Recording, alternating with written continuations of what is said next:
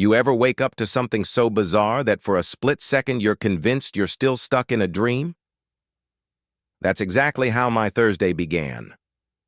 I swung open my front door and froze, staring at a bright cherry-red Porsche 911 parked, dead center in my driveway.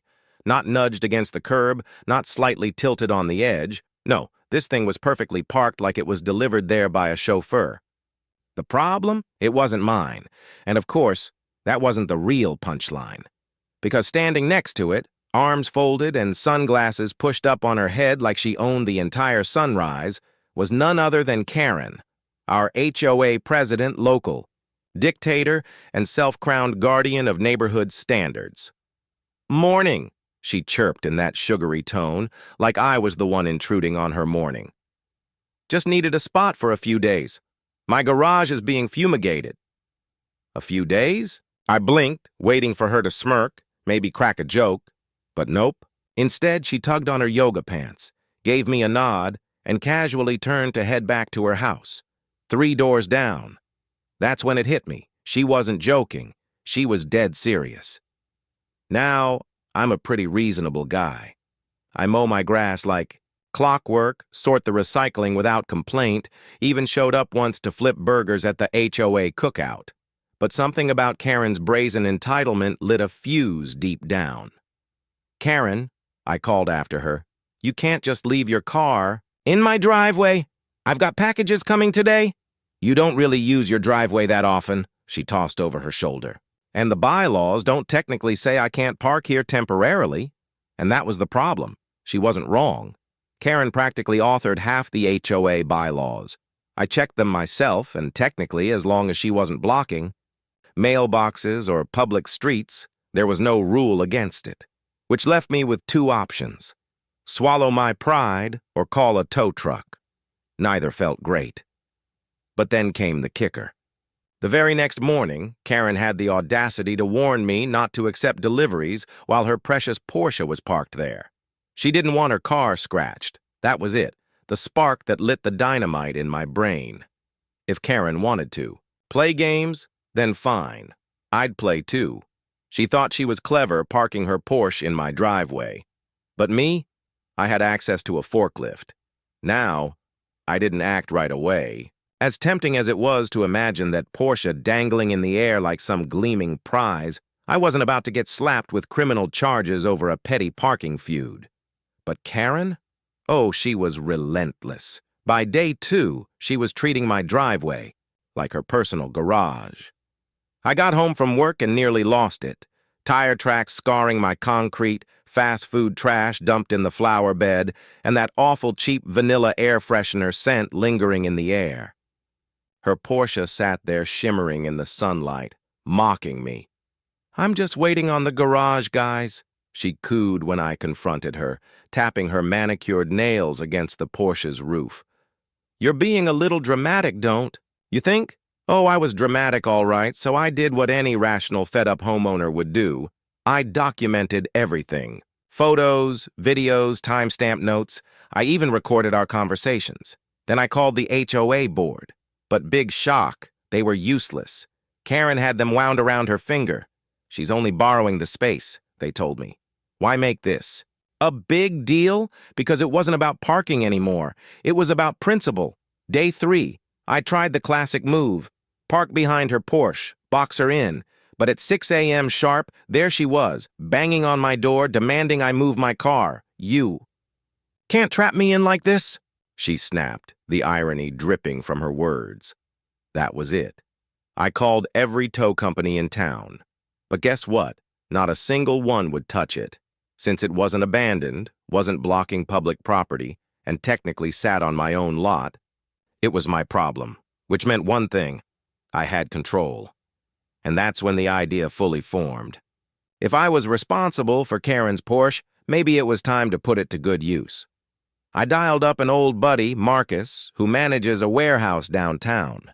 Years ago, I'd helped him unload 6 pallets of tile in a downpour. He still owed me. And Marcus? He had exactly what I needed, a forklift. When I told him my plan, he paused, then burst out laughing. "Bro, you serious?" Dead serious. That was all it took.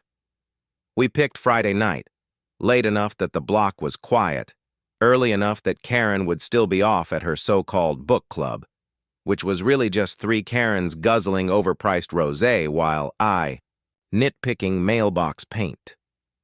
Marcus rolled up in his beat-up Ford, a flatbed trailer hitched to the back with the forklift strapped on. The machine looked ancient, like it had survived a war, but when we started it up, it purred like a jungle cat. We draped a tarp over it and waited for nightfall. The last thing I wanted was Karen spotting us and calling some kind of emergency HOA meeting. At exactly 11:47 p.m., the operation began. I led Marcus through my gate, flashlight in one hand, chewing my lips so hard I probably left teeth marks. The forklift was electric, silent, smooth, ideal for a job that needed stealth. Look, I won't pretend this was the most law-abiding thing I've ever done, but I will say we handled it with care. Step by step, slow and controlled, until those steel forks slid neatly beneath the Porsche like chopsticks under a tempura shrimp. "Ready?" Marcus whispered, grinning ear to ear like it was Christmas morning. I gave a sharp nod. He lifted. And just like that, the Porsche rose up, clean, flawless, not a scratch on its glossy red body. For a brief second, I almost felt guilty. Almost. We steered the forklift down the side of my yard, slipping through the gap in the hedge I'd conveniently been trimming all month. The destination? Karen's backyard. Her fence wasn't finished. Yet, she'd been waiting on some premium cedar shipment that never arrived, which left us a straight shot to her backyard paradise. And what a paradise it was. Heated pool, lit from beneath like something out of a resort brochure, surrounded by stone decking and rows of fancy succulents that probably cost more than my yearly salary. Karen had turned her house into a private spa. Tonight, we were adding a brand new centerpiece. Marcus eased the forklift forward until the Porsche hovered over the pool's edge. My phone was out, camera ready. "Lower it slow," I whispered. Marcus smirked. "Cannonball?" And down it went. The back tires dipped first, then the nose tipped forward, sliding in with a graceful splash. Bubbles foamed. The water churned. Then, silence. The Porsche vanished beneath the surface like some scarlet ghost. A few ripples spread across the turquoise water, then nothing. We stared for a beat, wide-eyed, then took off running. Back at my place, we covered the forklift, swept away every track with a broom, and shut the gate. Flawless. Nobody saw a thing, or so we believed, because the very next morning there was a knock at my door. Karen, only this time, she wasn't alone. Standing there with dripping hair slicked back, still wearing her silk robe and Gucci slippers, was Karen, mascara smeared down her face like war paint. At her side, two police officers and her yapping little dog dressed in a rhinestone collar.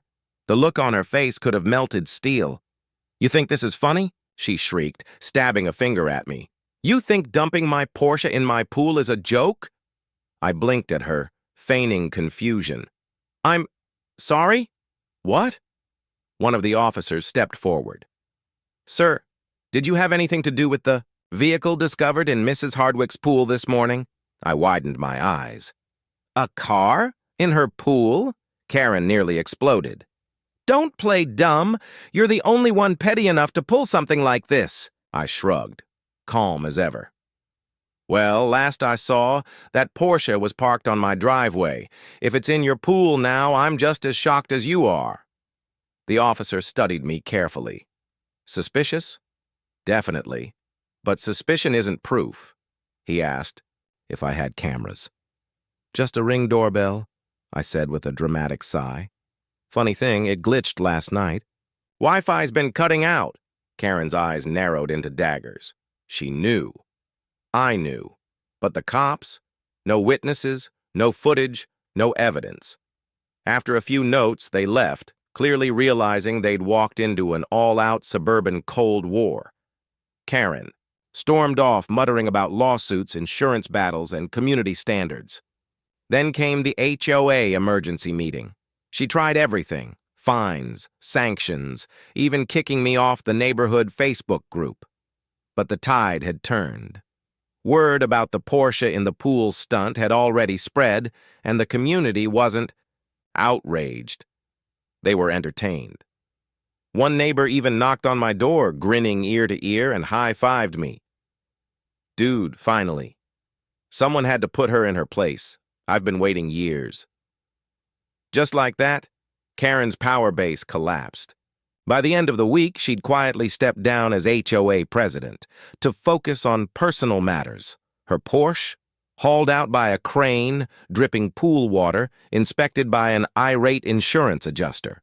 From what I heard, it never ran right. Again. As for me, my driveway's been clear ever since. No wrappers, no tire marks, no Karen. And every time I stroll past her pristine pool, I can't help but smile. Because somewhere under those glowing spa lights, a piece of HOA history was born. Revenge, it turns out, is best served wet. And hey, if you think what I did with that forklift was justified, smash that like button right now. Drop your thoughts in the comments. What would you have done if Karen dumped her Porsche in your driveway? And don't forget to subscribe for more wild neighborhood chaos. You're not going to want to miss what's next.